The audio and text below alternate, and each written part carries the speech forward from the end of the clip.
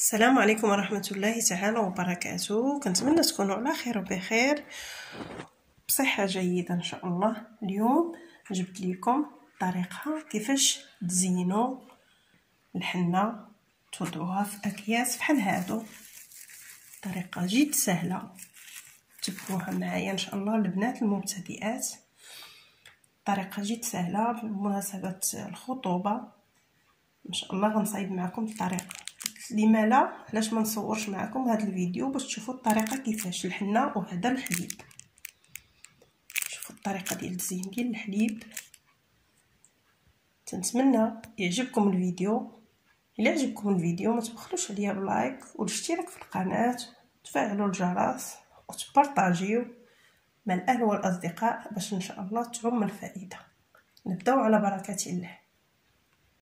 بالنسبه للمكونات اللي غادي نحتاج، عندي هنا الحنه، ورق، عندي هادو الشاصيات هادو راه كيتباعوا عند بائعي مستلزمات الحلويات، انا خديت فيهم 15. وعندي هاد الوريضات بهذا الشكل هذا دايرين.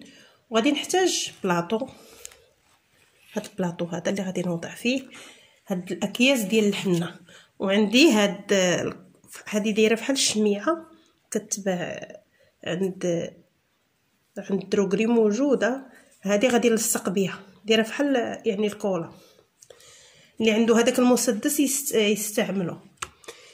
نبدا ان شاء الله. انا نبدا معكم. شوفوا الطريقه سهله. اول حاجه غنبدا لكم بالحنه، عاد نصايب معكم الحليب. تتعمروا هكا هاد الاكياس هادو على هاد الشكل هذا، عمرهم مزيان.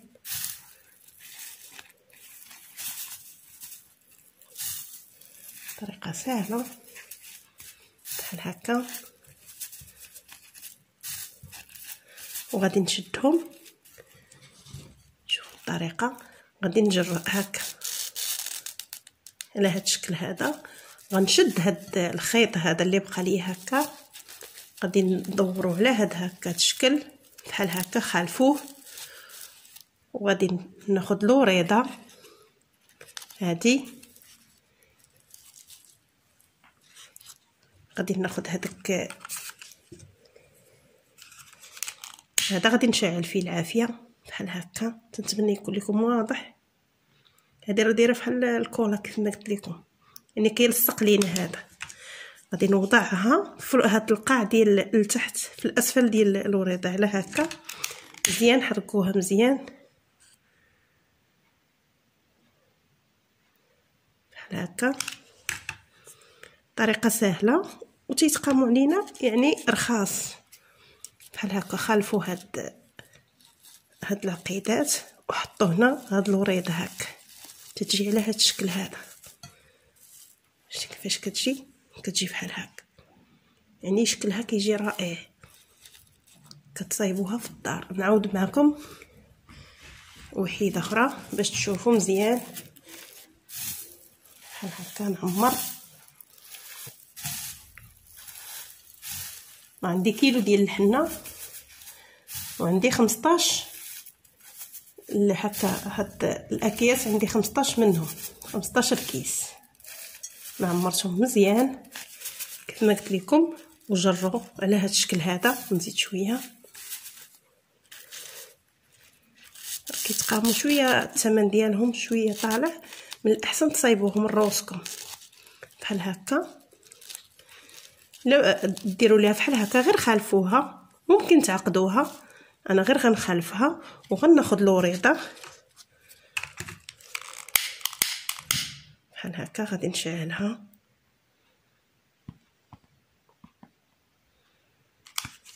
غادي نوضعها هكا صافي. وغادي نلصق بها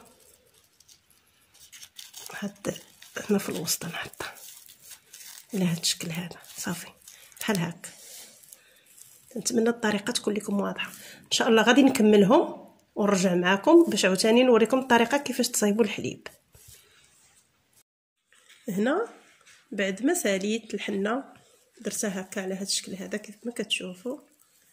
تيجي شكلها زوين بزاف. دابا ان شاء الله غادي نصايب معكم الحليب. انا درتها في البلاطو، دابا غادي نوجد معكم كيفاش تصايبوا الحليب والطريقه ديالو ديال التزيين. دوزو على بركه الله. بالنسبه للطريقه الثانيه ديال التزيين ديال الحليب، عندي هنايا الحليب، عندي 8 ديال العلب ديال الحليب الحجم ديال نص لتر، وعندي نصف لتر، وعندي هاد الوريضات هادو هما كيتباعوا حتى هما عند بائع مستلزمات الحلويات، هما فيهم شويه ديال البريو هكا ماشي بحال الاخرين. وغنحتاج بابي كادو عادي واحد غنقطعو، يعني هاد بابي كادو انا غادي نقلبو على هاد الوجه هذا، على هاد الجهه هادي غنستعملو على هاد الجهه هادي. وعندي خلاص بلاطو بحال اللي درت فيه الحنه، وغنحتاج هادي اللي كنلصق بها. هادو هما المكونات ومقص باش غادي نقطع. ندوز معكم ان شاء الله دابا باش تشوفوا الطريقه. وغتحتاجوا حتى لهاد اللصاق، هاد السكوتش هذا حتى هو باش غادي نلصق هاد البابي كادو. عندي هنايا مسطره، هاد المسطره هادي باش ناخذ العبار يجيني العبار مضبوط. غنعبر هنايا من هنا هكا، غنعبر 25 سنتيم، 25 سنتيم، وغادي نقطع يعني 25 العرض و25 الطول على 25، يعني 25 على 25 بحال هكا. وغادي نقطع بحال هكا ونطلع هكا، وانا تنقطع باش يجيني ساهل. غادي نشد العبار هكا عاوتاني باش نشوف العبار واش هو هذاك، يعني حد هكا. هذا هو العبار القياس ديال التقطاع ديال بابي كادو، قد هكا حد هكا صافي. وغادي ندور يعني 25 على 25، هذا هو القياس. نقطعو كامل، وعاد غادي نبدا نزين باش نبدا نغلف هذوك العلب ديال الحليب بهذا الشكل هذا. هي الطريقه سهله بحال هكا. طبعا عندي العبار انا نيشان، غنشد العبار غير من هنايا من هكا على الفوق، يعني حد هنا نضربو شويه بالمقص باش يبان ليا العبار هو هذاك صافي بحال هكا. صافي غادي نطلع دابا نيشان هكا، يعني غير بابي كادو راه ساهل دغيا كيتقطع، غير كتبداوه دغيا كيتقطع معاكم. بابي كادو واحد راه كافي انكم تغلفوا فيه الحليب. يعني صافي دابا غادي نكمل كيف ما قلت لكم، تقطع كامل ديال البابي باش ما يجيكمش الفيديو طويل. ونرجع معكم. انا خديت الحليب بعد ما ساليت التقطاع ديال هذاك البابي كادو، غادي ناخذ هكا حطيته في الوسط على هذا الشكل هذا. هاد الجهه هذه هي اللي غتجي لتحت بحال هكا، لفوه على هذا الشكل هذا. وغنجيب هذه عاوتاني هكا بحال هكا، يعني غير بيديكم بحال هكا. وغندير دابا سكوتش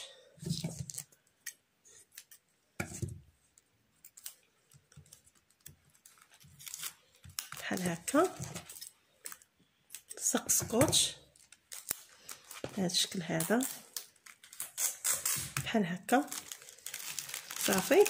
وغادي ناخذ من هنا هاد الجوانب بحال هكا، كنوريكم باش تكون الطريقه لكم واضحه.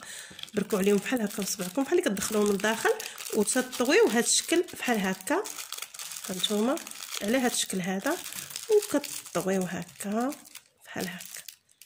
شوفوا كيفاش كيجي. هنا غادي ندير عاوتاني سكوتش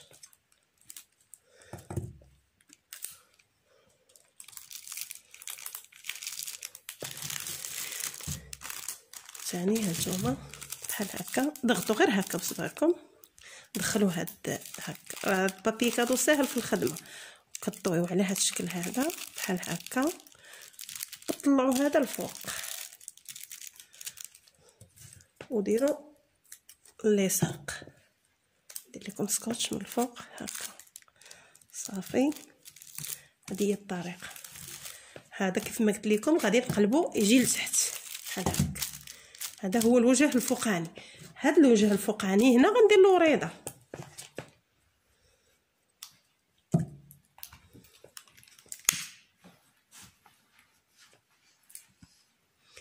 نشعل هكا بحال هذه غادي نحرقها شويه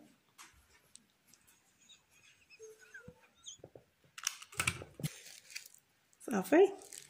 غادي نوضعها هنا الوسط، في الوسط ديال الحليب على هذا الشكل. هذا الشكل ديالها هانتوما راه ساهله الخدمه فيها، تيجي زوين. غنوريكم مره اخرى عاوتاني ناخذ معكم هكا بحال هكا الحليب، كتحطوه الوسط على هذا الشكل. هذا تناخذ هاد البابي كادو كطويوه على هذا الشكل هذا، وتتعاودوا تلفوا الجهه الاخرى على هذا الشكل هذا صافي. دابا غادي ناخذ سكوتش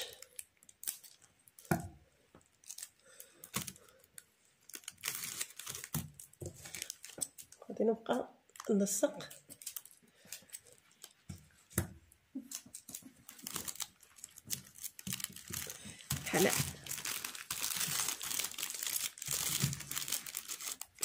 بحال هكا صافي. وكتشدوا هاد القنيات بحال هكا وتتبركوا عليه، ضغطوا عليه بحال هكا ودوروا بهذا الشكل. هانت راه ساهل التشكيل ديالو بحال هكا بحال هكا. غير بصبعكم طلعوا هذه الفوق. وغادي ندير عاوتاني هاد السكوتش هكا ثاني الجهه الاخرى. يعني الطريقه سهله بحال هكا صافي. وطلعوا هذه الفوق هكا